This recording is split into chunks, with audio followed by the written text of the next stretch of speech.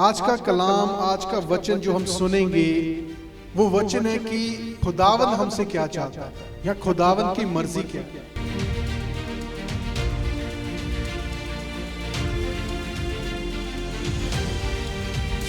खुदावन कहता है मैंने तुम्हें रास्ता बता दिया। वो रास्ता चौड़ा है जो नरक को जाता है, लेकिन वो रास्ता तंग है जो स्वर्ग को जाता है, जो सदा के जीवन को जाता है।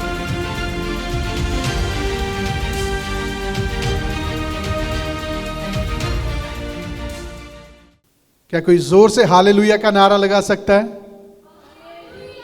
और जोर से आमीन।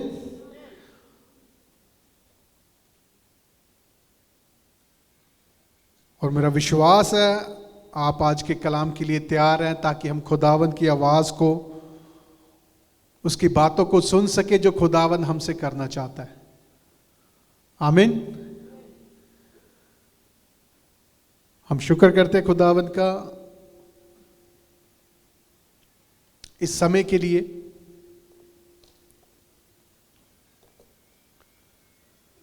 आज का कलाम, आज का वचन जो हम सुनेंगे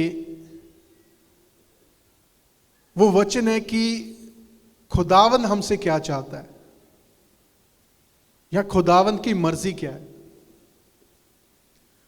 आपने बहुत से लोगों को ये कहते हुए, ये बातें करते हुए सुना होगा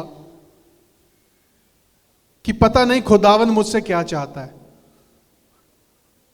पता नहीं खुदावन की मेरी जिंदगी के लिए क्या मर्जी है। मैं चाहता हूं मैं खुदावन की सेवा करूं, लेकिन मुझे समझ नहीं आता कि खुदावन मेरी जिंदगी से चाहता क्या है। मैं खुदावन के लिए जीना चाहता हूं, मैं प्रभु के लिए जीना चाहता हूं, लेकिन मुझे समझ नहीं आती कि परमात्मा, परमेश्वर, खुदावन मुझसे चाहता क्या है। बहुत लोगों के दिल में यह सवाल होता है कि खुदावन की मर्जी क्या है। और जब हम बाइबल में पढ़ते हैं, बाइबल में लिखा है हमें खुदावन की मर्जी को पूरा करना बहुत जरूरी है। अब खुदावन की मर्जी को, इससे पहले कि हम ये जाने कि खुदावन की मर्जी क्या है, हम 2 मिनट मनन करेंगे इस चीज के ऊपर कि खुदावन की मर्जी को पूरा करना क्यों जरूरी है। खुदावन क्यों चाहता है कि हम उसकी इच्छा पर चलें, उसकी मर्जी को पूरा करें। मैं चाहता हूं आप अपनी बाइबल खोलें मेरे साथ और मत्ती की अंजील खोलें। मत्ती 7 अध्याय और उसकी 21 आयत, मैथ्यू चैप्टर 7 वर्स 21। और यहां पर लिखा, मैं आपके लिए पढ़ देता हूं। जो मुझसे हे प्रभु कहता है, उनमें से हर एक स्वर्ग के राज्य में प्रवेश ना करेगा, परंतु वही जो मेरे स्वर्गीय पिता की इच्छा पर चलता है। आमीन। खुदावन की मर्जी को पूरा करना क्यों जरूरी है? क्योंकि बाइबल में लिखा है, खुदावन कहते, यीशु मसीह कहते कि जो मुझसे हे प्रभु कहते हैं, उनमें से हर एक इंसान परमेश्वर के राज्य में नहीं जा पाएगा, लेकिन सिर्फ वो लोग जो मेरे पिता की मर्जी के ऊपर चलते हैं, जो उसकी इच्छा को पूरी करते हैं, वो स्वर्ग के राज्य में जाएंगे। इसीलिए खुदावंद की इच्छा को पूरा करना जरूरी है। बहुत से लोग हैं जो चर्च भी जाते हैं, बाइबल भी पढ़ते हैं, गीत भी गाते हैं, बपतिस्मा भी लिया हुआ है, बैप्टिज्म भी लिया हुआ है, लेकिन खुदावन की मर्जी को पूरा नहीं करते। खुदावन कहता उस दिन बहुत से लोग मुझे कहेंगे कि हमने तेरे नाम से भविष्यवाणी की, हमने तेरे नाम से दुष्ट आत्माओं को निकाला, लेकिन मैं उनसे कहूंगा मैंने तुझे कभी जाना ही नहीं। इसलिए बाइबल में लिखा है परमेश्वर की इच्छा को, उसकी मर्जी को पूरा करना जरूरी है। क्योंकि चाहे हम चर्च भी आ रहे हैं, हम सब कुछ कर रहे हैं, लेकिन अगर हम खुदावन की मर्जी के ऊपर नहीं चल रहे, उसकी इच्छा को पूरी नहीं कर रहे, तो हम स्वर्ग में नहीं जा सकते। यह बाइबल कहती है, मैं नहीं कहता, यीशु मसीह ने ऐसा कहा।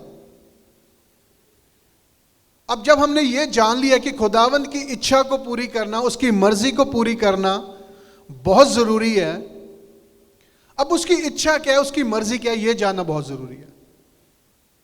खुदावन हमसे क्या चाहता है, यह जानना बहुत जरूरी है। जब तक हमें यही नहीं पता होगा कि खुदावंद की मर्जी क्या है, हम उसकी मर्जी को कभी पूरी नहीं कर सकते। अगर मैं कोई आपको काम दूं, लेकिन मैं आपको काम ही ना बताऊं काम क्या है, वो आप काम कभी पूरा ही नहीं कर सकोगे। इसी तरह से अगर आप परमेश्वर की मर्जी के ऊपर चलना चाहते हैं, उसकी इच्छा के ऊपर चलना चाहते हैं, जब तक आपको परमेश्वर की इच्छा का पता नहीं होगा, आप कभी भी परमेश्वर की मर्जी को पूरा नहीं कर सकेंगे। आमीन, हालेलुया। अब परमेश्वर की मर्जी क्या है, परमेश्वर की इच्छा क्या है? मैं चाहता हूं आप अपनी बाइबल खोलें, व्यवस्था विवरण, ड्यूट्रोनॉमी। उर्दू में क्या कहते हैं पास साइमा? हाँ जी, नंबर से इस्तिशना की किताब व्यवस्था विवरण ड्यूट्रोनॉमी, उसका हम 10वां अध्याय खोलेंगे, चैप्टर 10, और उसकी 12वीं आयत को पढ़ेंगे। अगर पास में आप पढ़ सकती हैं 12वीं आयत, 10वां अध्याय उसकी 12वीं आयत। बस ए इस्राएल, खुदावंद तेरा खुदा तुझसे इसके सिवा और क्या चाहता है कि तू खुदावंद अपने खुदा का खौफ माने और उसकी सब राहों पर चले और उससे मोहब्बत रखे और अपने सारे दिल और अपनी सारी जान से खुदावंद अपने खुदा की बंदगी करे। आमीन, आमीन, हालेलुया। मैं हिंदी में भी पढ़ देता हूं। और अब हे इज़राइल, तेरा परमेश्वर यहोवा तुझसे इसके सिवाय और क्या चाहता है? पहली बात कि तू अपने परमेश्वर यहोवा का भय माने।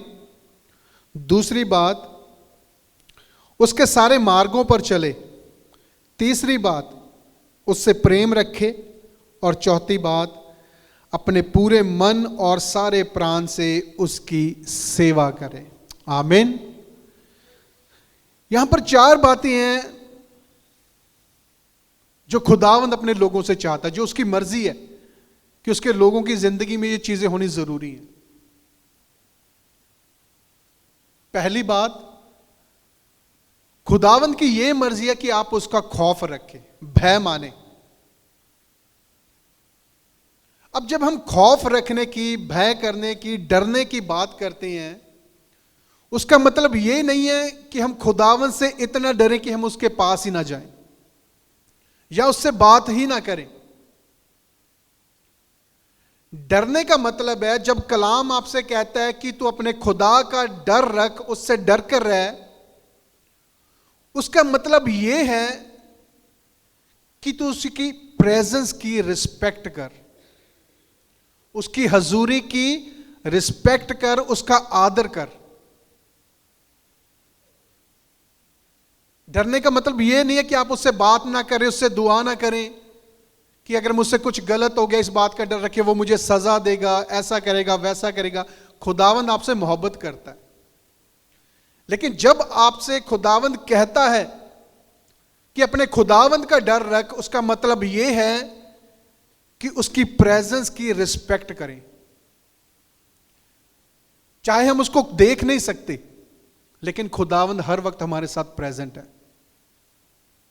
जब आप अकेले हो, जब आप कमरे में बंद हो, जब आप दुनिया में हो, चर्च में सब अच्छे बनते हैं, लेकिन खुदावंद कहता है जब तू बाहर भी हो, जब तू गैर कौमों में हो, जब तू अकेला हो, जब तू घर पर हो, जब तू काम पर हो, तेरे अंदर इतना डर होना चाहिए, तेरे अंदर इतनी रिस्पेक्ट होनी चाहिए कि खुदावंद मेरे साथ साथ रहता है, मैंने कुछ गलत नहीं करना।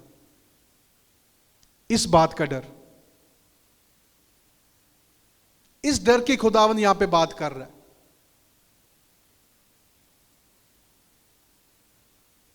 अगर मैं आपको एक एग्जाम्पल दूं, बहुत होता है ऐसा दुनिया में कि जब 2 लोग खड़े हैं तो वो तीसरे बंदे के बारे में बात करते हैं, वो उसके पीठ के पीछे उसके बारे में बात करते हैं, लेकिन जैसे ही वो बंदा उनके पास आता है वो बात करना बंद कर देते हैं। क्यों? क्योंकि उनको उस बंदे का डर होता है कि हम इसके बारे में बात कर रहे थे। उसकी प्रेजेंस, तीसरे बंदे की जब प्रेजेंस वहां पे होती है, वो उसके बारे में बात करना बंद कर देते हैं। जो वो गलत कर रहे थे अकॉर्डिंग टू बाइबल, उसको करना बंद कर देते हैं। खुदावंद चाहता है तेरे अंदर ऐसा डर हो क्योंकि मैं सदा तेरे साथ हूं। कलाम कहता है, खुदावन कहता है, मैं ना तो तुझे कभी छोड़ूंगा और ना तुझे कभी त्यागूंगा। वो हर समय अपने लोगों के साथ रहता है। आपको उसकी प्रेजेंस की, उसकी हजूरी की इतनी रिस्पेक्ट करनी है कि आपको यह डर होना चाहिए कि वो मेरे साथ है, मैंने गुनाह नहीं करना, मैंने पाप नहीं करना। हालेलुया। ऐसा डर खुदावन हमसे चाहता है कि हम उसके लिए अपने अंदर ऐसा डर रखें कि चाहे हमें अपॉर्चुनिटी मिले, चाहे हमें मौका मिले गुनाह करने का, लेकिन हमारे अंदर इतना डर होना चाहिए, मेरा खुदावन मेरे साथ है, मैंने ये गुनाह नहीं करना। चाहे चर्च के लोग अभी मुझे नहीं देख रहे हैं, लेकिन मेरा खुदावन मुझे देख रहा है। एक बड़ी अच्छी बात किसी ने कही है, मैंने एक बार पहले भी बोली थी, काफी साल पहले, कि किसी ने एक छोटी सी बात लिखी थी इस चीज के बारे में कि तुम मुझे मंदिरों और गिरजों में ढूंढते हो, कि तुम मुझे मंदिरों और गिरजों में ढूंढते हो, मैं वहां भी मौजूद हूं जहां तुम गुनाह करते हो। हम सोचते हैं खुदावन सिर्फ चर्च में है, जहां हम कमरे में प्रार्थना करें खुदावन सिर्फ वहां पर है, लेकिन खुदावन हर जगह पर प्रेजेंट है। हम चाहे घर पर हो, काम पर हो, सफर में हो, चर्च में हो, इंडिया हो, पाकिस्तान हो, इंग्लैंड में हो, खुदावन की हजूरी सदा हमारे साथ है, हमेशा हमारे साथ है। और अगर आप सचमुच उसका खौफ खाते हैं, आप सचमुच उससे डरते हैं, आपको पता होगा वो मेरे साथ है, मैंने कुछ गलत नहीं करना। ये डर हमने रखना है। खुदावन चाहता है कि हम उसका डर रखें। डरने का मतलब ये नहीं कि हम उसके पास ना जाएं, डरने का मतलब है हम गुनाह में जाने से डरें, हम बुरे कामों में जाने से डरें। हमारे बचपन में जब हम स्कूल जाते होते थे और हमारे फादर बहुत स्ट्रिक्ट थे, जब वो घर से बाहर होते थे, हमने भाइयों बहनों ने खेलना, कभी वीडियो गेम चला ली, टीवी देखना, सब कुछ करना। लेकिन जैसे ही हमें एक स्कूटर की आवाज आती थी ना कि फादर का स्कूटर अंदर आ रहा है, सभी अपनी किताबें लेकर बैठ जाते थे। फुली ऐसा लगता था कि इनको पढ़ाई के अलावा कुछ आता ही नहीं है, क्योंकि हमारे फादर की प्रेजेंस वहां पर आ जाती थी। And we used to respect that presence, क्योंकि वो चाहते थे हम पढ़ें, हम कुछ अच्छा करें। वो जैसे घर में आते थे, हम सभी, चाहे पहले हम लड़ रहे हैं, एक दूसरे को मार रहे हैं, लेकिन जैसे ही वो आए, सब अपनी जगह पर अपनी अपनी किताबें लेकर बैठ जाते थे। ये एक डर था हमारे अंदर, क्योंकि एक रिस्पेक्ट थी हमारे पेरेंट्स के लिए। हम आगे पीछे घर के बाहर हैं, हम दोस्तों के साथ हम जैसा मर्जी बोलते थे, हम गलत भाषा का उपयोग करते थे, हम गलत बातें बोलते थे, क्योंकि फ्रेंड सर्कल में बैठे होते थे। लेकिन जैसे कोई बड़ा हमारे बीच में आकर खड़ा होता था, हमारी जुबान सीधी हो जाती थी, हम कुछ भी गलत नहीं बोलते थे, क्योंकि एक रिस्पेक्ट थी, उनका डर था, बड़ों का डर था। ऐसी रिस्पेक्ट, ऐसा डर खुदावंद हमसे चाहता है कि हम जहां भी रहें, हमारे अंदर एक विश्वास होना चाहिए, खुदावंद हमारे संग है, वो हमारे साथ है, हमने कुछ गलत नहीं करना। यह डर खुदावंद आपसे चाहता है। हालेलुया। समझ आई आपको इस बात की? डरने का मतलब यह नहीं कि आप खुदावंद के पास ही ना जाएं, उससे दुआ ना करें, चर्च में ना जाएं। डरने का मतलब आप जहां भी रहें, आपको खुदावंद की रिस्पेक्ट करनी है। आपको गुनाह में जाने से डरना है। हालेलुया। दूसरी बात, जो खुदावंद की मर्जी आपकी जिंदगी के लिए, पहली बात आपने खुदावंद से डरना है। दूसरी बात यहां पर लिखा है, उसके सारे मार्गों पर चले। दूसरी बात, जो खुदावंद की इच्छा है, जो खुदावंद की मर्जी आपकी जिंदगी के लिए, कि खुदावंद चाहता है कि आप उसके बताए हुए मार्गों पर, उसके बताए हुए रास्तों पर चलें। जब हम बाइबल को पढ़ते हैं, बाइबल भरी पड़ी इंस्ट्रक्शन से, जब खुदावंद खुद या अपने दासों के द्वारा, अपने चेलों के द्वारा, अपने नबियों के द्वारा इजराइलियों को, यहूदियों को हमें यह बताते रहे हैं कि आपको कैसे चलना है, आपको किस मार्ग के ऊपर, आपको किस रास्ते के ऊपर चलना है। और जब हम मत्ती की अंजील पढ़ते हैं, मत्ती की अंजील में लिखा है, यीशु मसीह कहते हैं कि दो रास्ते हैं, दो मार्ग हैं। एक वो जो बहुत खुला है और बहुत आसान है और बहुत सारी दुनिया जो उसके ऊपर से जाती है, लेकिन उसका अंत नरक में है। लेकिन एक दूसरा रास्ता है जो खुदावंद का रास्ता है, वो बड़ा नैरो है, बड़ा सकेत है, और बहुत थोड़े लोग हैं जो उस रास्ते के ऊपर से जाते हैं। और यीशु मसीह ने कहा तुमने उस तंग रास्ते से जाना है, क्योंकि वो स्वर्ग को जाता है। यीशु मसीह ने आपको मार्ग बता दिया है, आपको रास्ता बता दिया है। यूहन्ना 14:6 में लिखा है, यीशु मसीह कहते हैं मार्ग, सच्चाई और जीवन मैं हूं। वो मार्ग जो स्वर्ग को जाता है, जो सदा के जीवन को जाता है, यीशु मसीह आपको वो मार्ग बताकर चले गए हैं। अब उसके ऊपर चलना वो हमारा काम है। आपने बहुत लोगों को देखा, कहते हैं हम पहले बहुत खुदावन के साथ चलते थे, हम चर्च भी जाते थे, हम सब कुछ करते थे, हम बाइबल भी पढ़ते थे, हम प्रार्थना भी करते थे, लेकिन धीरे धीरे ये चीजें कम होती गई और अब हम चर्च नहीं जाते, अब हम खुदावन के बताए हुए मार्गों पर नहीं जाते, क्योंकि दुनिया में गुनाह बहुत हो चुका है, हम अजमाइश बहुत है, पैर पैर के ऊपर अजमाइश है। हम चाहते हैं हम खुदावन के मार्ग पर चलें, लेकिन गुनाह इतना बढ़ गया है कि गुनाह हमें खुदावन के रास्तों पर चलने नहीं देता। मैं आपको बताना चाहता हूं, गुनाह आज नहीं बढ़ा, गुनाह तब से है जब हाबिल और केन थे, तब से गुनाह है। जब आदम और हवा थे, उन्होंने गुनाह शुरू किया, हाबिल और केन के बीच में गुनाह हुआ, केन ने हाबिल को मारा, गुनाह तब भी था, तब भी चीजें होती थी।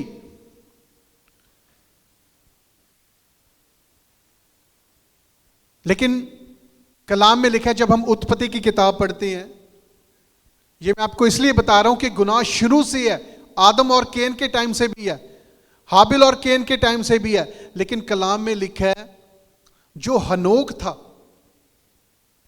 चाहे गुनाह बढ़ चुका था, गुनाह दुनिया में आ चुका था, लोगों के ऊपर तब भी अजमाइश थी, लेकिन बाइबल में लिखा है हनोक 300 साल तक खुदावन के साथ चलता रहा, उसके बताए हुए मार्गों के ऊपर चलता रहा, उसके बताए हुए रास्तों के ऊपर चलता रहा। मार्गों के ऊपर चलना, रास्तों के ऊपर चलना मुश्किल नहीं है। मुश्किल तब नहीं है जब हम खुदावंद की इच्छा को पूरी करना चाहते हैं, जब हम उस रास्ते पर चलना चाहते हैं जो खुदावंद ने हमें बताया हुआ है।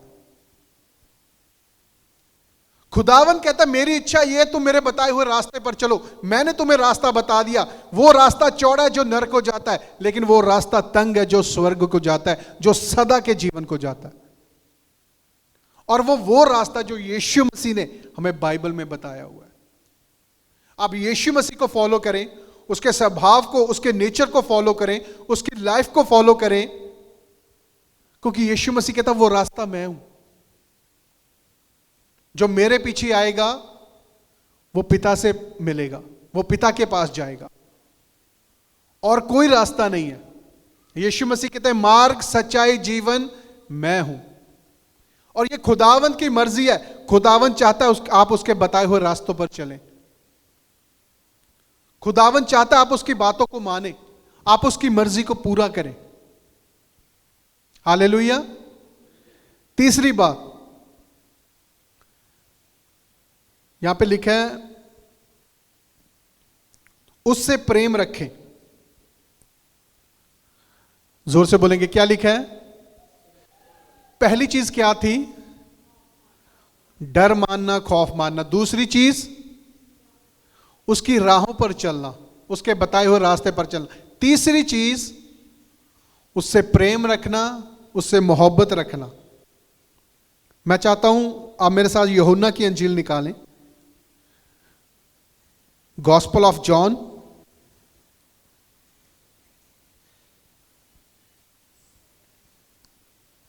उसका 14वां अध्याय, उसकी 15वीं आयत। John chapter 14 verse 15।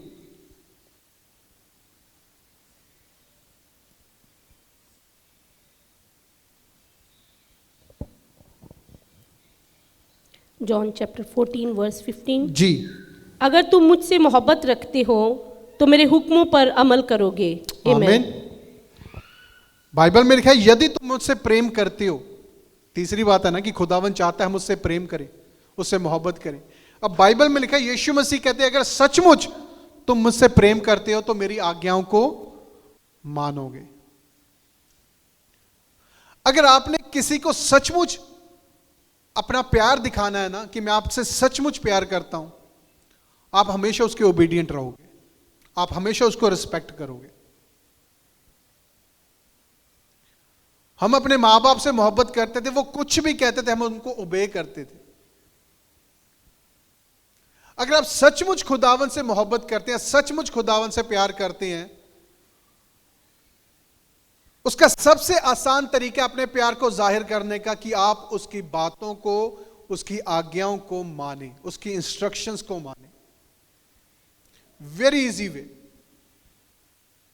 कभी कभी हमें लगता है कि आज्ञा माननी बड़ी मुश्किल है। कभी कभी खुदावंद हमसे कहता है, किसी या ये कह लो कि किसी भी इंसान ने, किसी भाई बहन ने हमारे साथ बहुत बुरा किया, हमारे साथ बहुत गलत किया, और खुदावंद कहता है तू इसको माफ कर दे।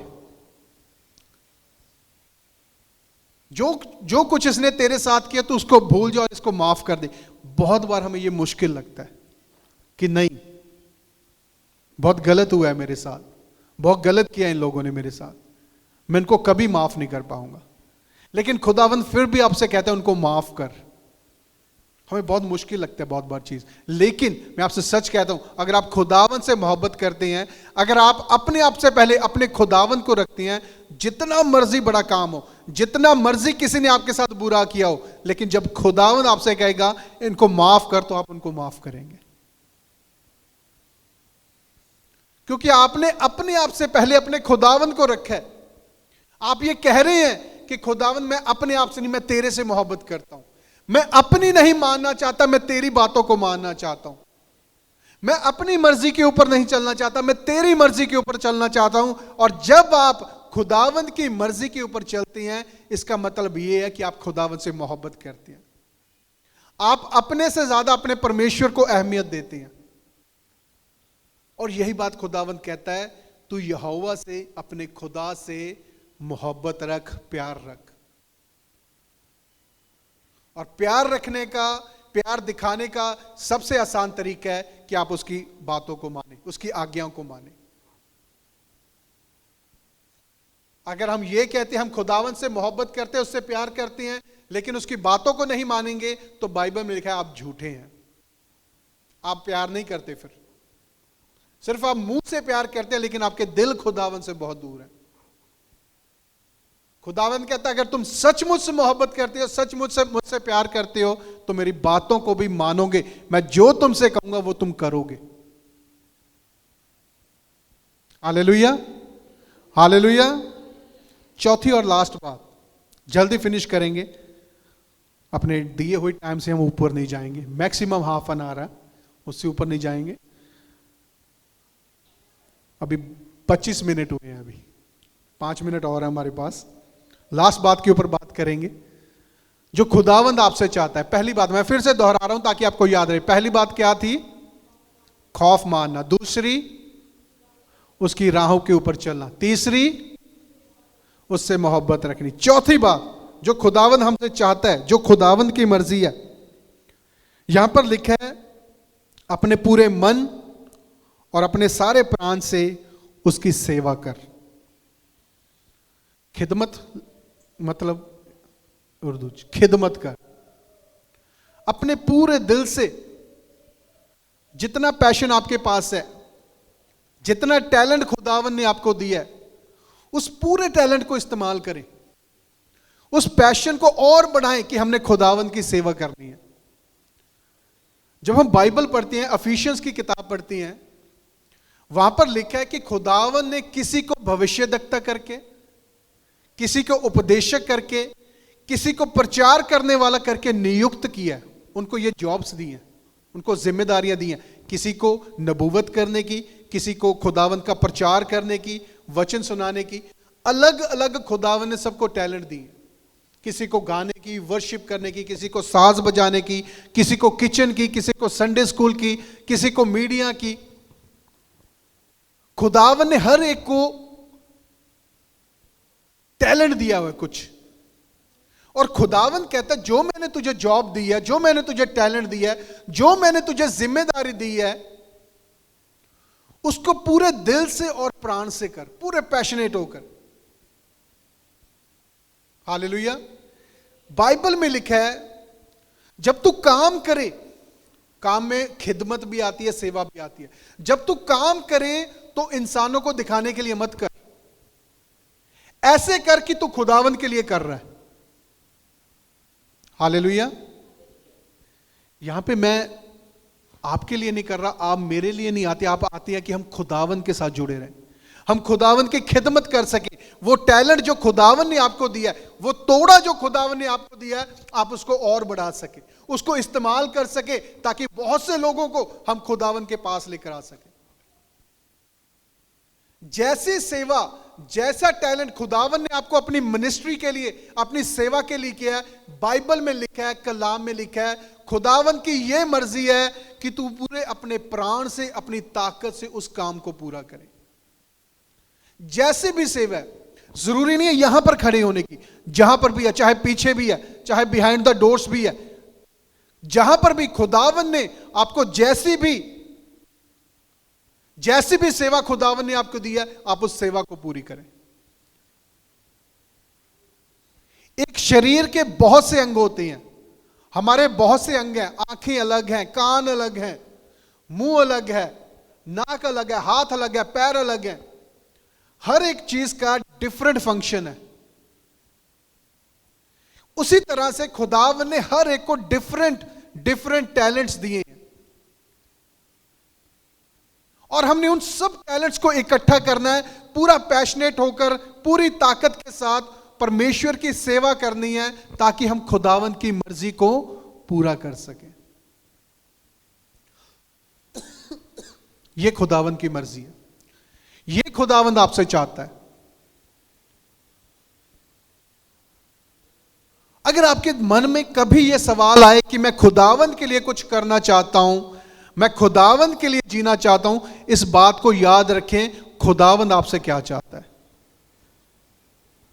हम तो बहुत कुछ चाहते हैं, हमारे मन में बहुत सी चीजें हो सकती हैं, लेकिन हमें खुदावन की मर्जी को पूरी करना है, हमें खुदावन की इच्छा को पूरी करना है कि खुदावन हमसे क्या चाहता है। आज आपको इस चीज का पता चल गया कि खुदावन हमसे क्या चाहता है। बहुत सी और बातें हैं, लेकिन अगर हम उन चीजों में जाएंगे बहुत लंबा हो जाएगा।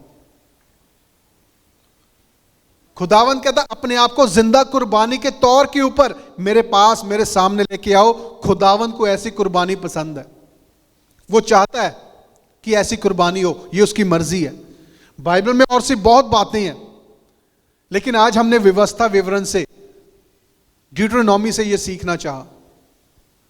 आपको इन 4 बातों को याद रखना है। अगर आपके मन में कभी सवाल आए खुदावन मुझसे क्या चाहता है, मैं खुदावन के लिए क्या करूं, आप इन 4 बातों को निकाल कर पढ़ लें। पहला, उसका डर रखना है।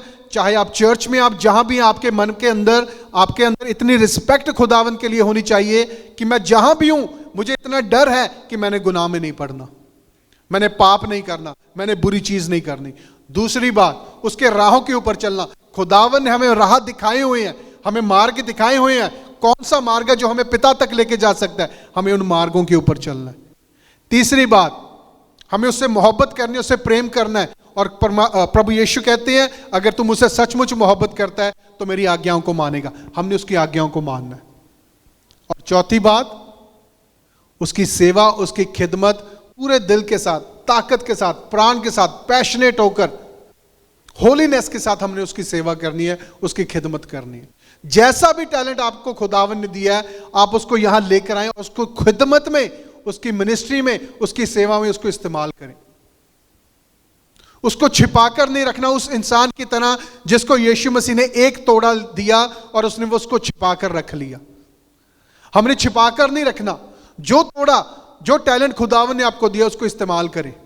और जैसे जैसे आप उसको इस्तेमाल करेंगे, खुदावन आपके टैलेंट को और मल्टीप्लाई करेगा और बढ़ाएगा। इसलिए जिसके पास 2 तोड़े थे वो 4 हो गए, जिसके पास 5 थे वो 10 हो गए। Hallelujah, hallelujah. आपको समझ आया आज की बात? हालेलुया। आइए अपनी आंखों को 1 मिनट के लिए बंद करें और दुआ करेंगे। उसके बाद हम दुआ एक गीत गाएंगे ऑफरिंग के लिए। आइए हम दुआ करते हैं पहले। सर्वशक्तिमान पिता परमेश्वर, हम आपका शुक्र, आपकी महिमा करते हैं खुदावंद, आपके पाक पवित्र कलाम के लिए खुदावंद। और पिता परमेश्वर, आपने जो वचनों में से हमारे साथ बात की खुदावंद, हम चाहते हैं वो खुदावंद वो वचन हमारी जिंदगी में 100 गुना फल लेकर आए।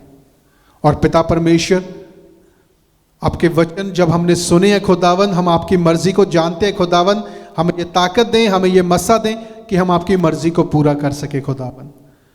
और खुदावंद, हम अपनी जिंदगियों से आपके नाम को ऊंचा करें, आपके नाम को जलाल दें खुदावंद।